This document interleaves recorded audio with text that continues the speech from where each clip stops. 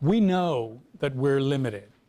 We know that we have limited attention, right? It's provable that we have limited memory, for example. Where most of us are pretty good at remembering sequences of 7, but beyond that, we start not doing so well. So we're pretty good at visually identifying numbers below 7, like those patterns of 7 objects, 5 objects, 4 objects. We can just see them. Above that, we're not so good. Our attention span is really limited. Increasingly, people have real trouble with immersive experience and attention. It's getting harder and harder for younger people to read books and even watch long movies. It's getting harder and harder for people to do that, right? So we know in our own experience that we have limits to our cognitive capacity. And we know that we're subject to illusions, we're subject to attentional blindness, and systematic cognitive error. So we will study, well, maybe you don't know about these things, but we'll study some of these. So for example, with respect to attentional blindness is our ability to attend to a phenomenon, right, and completely miss, for example, the man in the gorilla suit who walks out in front of you, right in front of you, because you're counting the number of passes on the basketball team. So the basketball team is playing. Your task is count how many passes are made. So as you're counting the number of passes being made, the man in the gorilla suit walks out in front, does a dance. You're paying attention to the passes in the basketball game. You're counting those. You don't even see the man in the gorilla suit, right? This is called the invisible gorilla phenomenon, right? So if you look up invisible gorilla videos, you can see cases like this and run them on yourself. Even knowing the invisible gorilla phenomenon, you'll have a hard time seeing the gorilla until you stop attending to the passes of the basketball, right? And you just look at the gorilla. And then you'll see, oh, a gorilla came out onto the basketball field and just walked around and did a dance. And I didn't even see it. Okay? We now know a great deal about how attention works, how memory works, how testimony works. We know a great deal about, for example, the unreliability of eyewitness testimony. So eyewitness testimony in legal contexts, we're learning more and more, is highly unreliable. Okay. So we'll talk some about that as we go forward. Joshua? I'm confused. What are you trying to say? Okay, so what I'm saying is that we can be looking at something. We can be looking at, let's say, this room, right? And if I'm paying attention to giving a lecture or to counting the number of times people brush their hair back like that, right? If I'm doing that, I can miss the fact that the lady who's making the video has a clown nose on, right? I can totally miss that. She could be wearing it the whole class right in front of my eyes, and I wouldn't see it. That's called attentional blindness. Okay? So kind of like when people are driving, they don't know which thing next to them. This is true. This is true too. But in this case, what's striking about the invisible gorilla phenomenon is the invisible gorilla is right in the center of the screen doing a dance, and you don't see it, right? Until someone tells you, did you see the invisible gorilla? And then you're going to say no. Then you play it again, and all you see is the gorilla dancing around. So Google it, look it up, invisible gorilla video, and you can run the test on yourself. See if you see it. Okay, so, I mean, this is the Muller-Lyer illusion, which you're probably all familiar with, right? These two line segments here and here are the same length.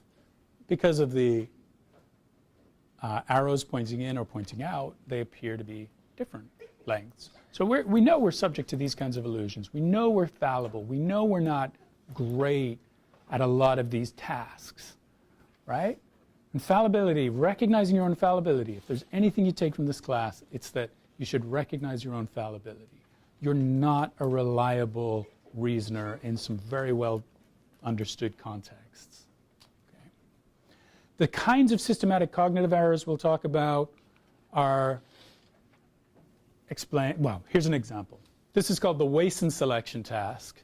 We have a very simple rule here that we're going to test, and this is not an in-class exercise. I'm not going to make you do this because you'll all fail. Well, 85% of you will fail this task. It's an incredibly simple task. It says your job is to ensure that these 4 cards have been produced in accordance with a rule. Here's the rule. The task is, which cards do you need to turn over in order to confirm that these 4 cards follow the rule? The rule is, if a card has an even number on one side, then it's red on the other side. Okay, I'm not going to ask for volunteers, but before I saw this, I would have said, oh, I could turn over the red card to see if it has an even number on there, right? That's wrong. Okay? That's wrong to begin with. I'm not going to tell you which card to turn over. Instead, we're going to reframe the problem somewhat. And now we have a problem of conforming to a social rule. And here the social rule is people under 21 shouldn't drink alcohol. Okay? Now which ones do you turn over?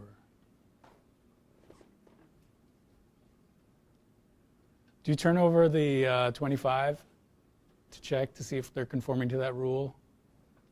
No. Do you check the 16? Yes, right? You want to see if these 4 people, their age on one side, their beverage on the other, are conforming to the rule. So which ones do you check? I'm just going to ask. You're going to get this right. How about the lady with the KU cap back there? Check the one that has like the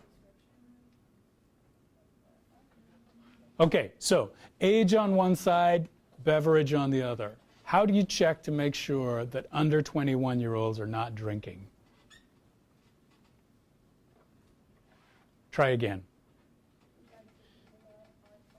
Check the people who aren't 21. So which are those on the board? The 16. So that one you check. And if you turn it over, you can make sure that the group of 4 is obeying the rule.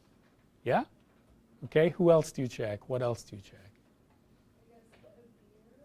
The beer. You check the beer, right? You check the beer to make sure that the person with the beer is over 21. Yeah? Did everyone get that? Yeah? This is exactly the same rule as this one. Okay? It's exactly the same rule. The rule says if it has an even number on one side, then it's red on the other side. Right? Okay? And we all fail at this one. So we're actually really good at the Wason selection tasks when the rule or the norm is a social rule or a social norm. But if it's just an abstract rule, we're terrible at it. We're really bad at it. So 80-some% of us will fail this task. So now that you know, via analogy, from the social rule, which option or what are you going to, how are you going to respond? Yes, ma'am? Well, I was wondering, like, to put it in like layman's terms. So essentially, for the Watson selection task, you're just checking to see if the other side is cheating. Cheating, good, cheating, or conforming to the rule. So if a card has an even number on one side, then it's red on the other. So which one would you check? You'd check that the even numbers have red on the other, and you check, what about this one? Would you check the red one? No, because the rule says what? The rule says under 21s can't drink beer, right? So that doesn't mean that over 21s can't drink soda, right? See it? Okay. All right. So which ones are we going to check then?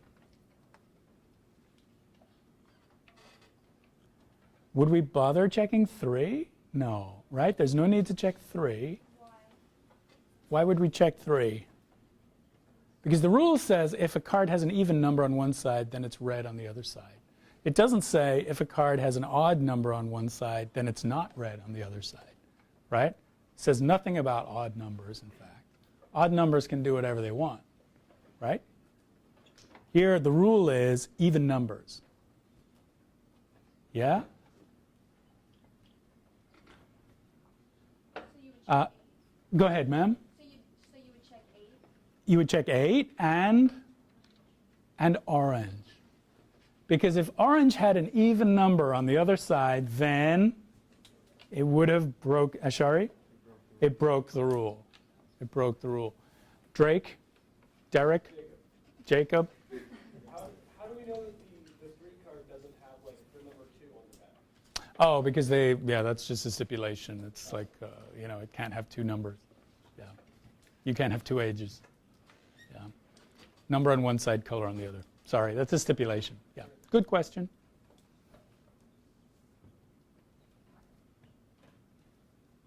See that? Questions about this? Okay, Jacob. What was your name, ma'am? Jackie. What was your name? Sarah. Sarah, you were down there before?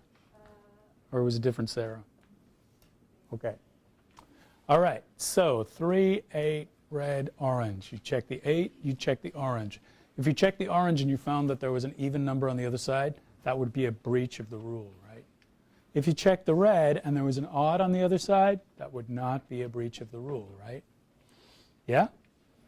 If you checked an 8 and there was another color on the other side, then it would be a breach of the rule, right? If there was a 3, it doesn't matter what's over there. Can't break the rule. So these are the 2 things you'd want to check. Yeah? We're really bad at this.